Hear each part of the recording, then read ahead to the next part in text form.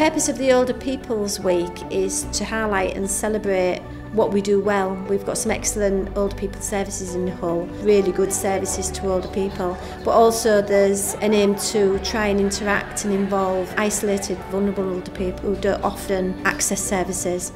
National Older People's Week starts on the 1st of October to promote independence and reduce social isolation, and also to keep people fitter and healthier for longer. The voluntary sector already work very well throughout the city in terms of delivering services, but the benefits of being part of the Older People's Partnership is that public sector, private sector and the voluntary sector all come together to ensure that we're delivering good services to older people throughout the city. Wealth of information that's been on some of the stalls.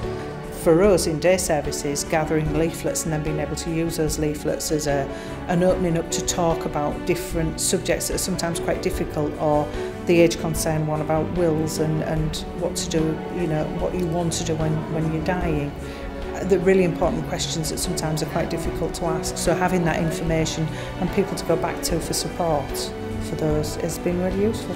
For us, the benefits of this event are that we can actually come out and talk to the people that use the services and find out what's really important to them, and make sure that the services that we commission are the ones that people really want and need.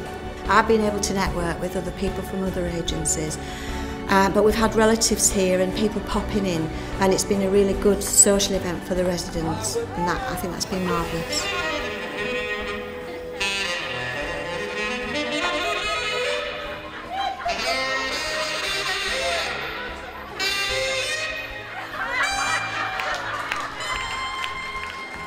I think the whole week has been amazing. There has been some real highlights, just watching them enjoying the singing, joining in, speaking to a lot of the support workers that have brought some of these people along. They say they don't often engage with them or anybody in these care homes, yet they've actually started singing and wanted to get up dancing, some of them, and that has just been amazing to see. And it makes it all worthwhile. Last train to San Fernando. Last train to San Fernando. Get ready. If you miss this one now.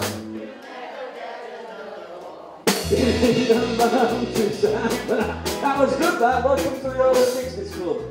It's so good to see people enjoying themselves.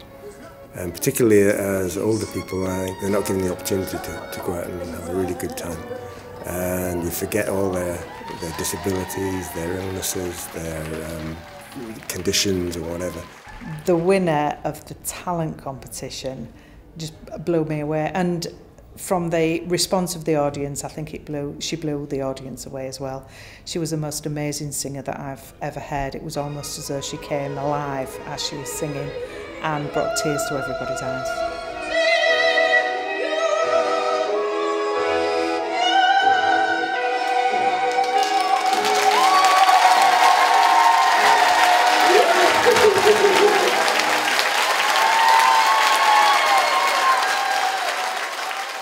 We had over 300 people in the room on the evening, and more would have come if we could have fit them in.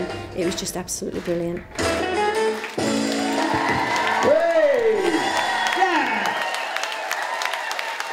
I think it's been amazing. It's been a most humbling experience that I've had. We've supported this event because we really value our elderly residents, and we want to make sure that they can live safe, happy and independent lives as long as possible.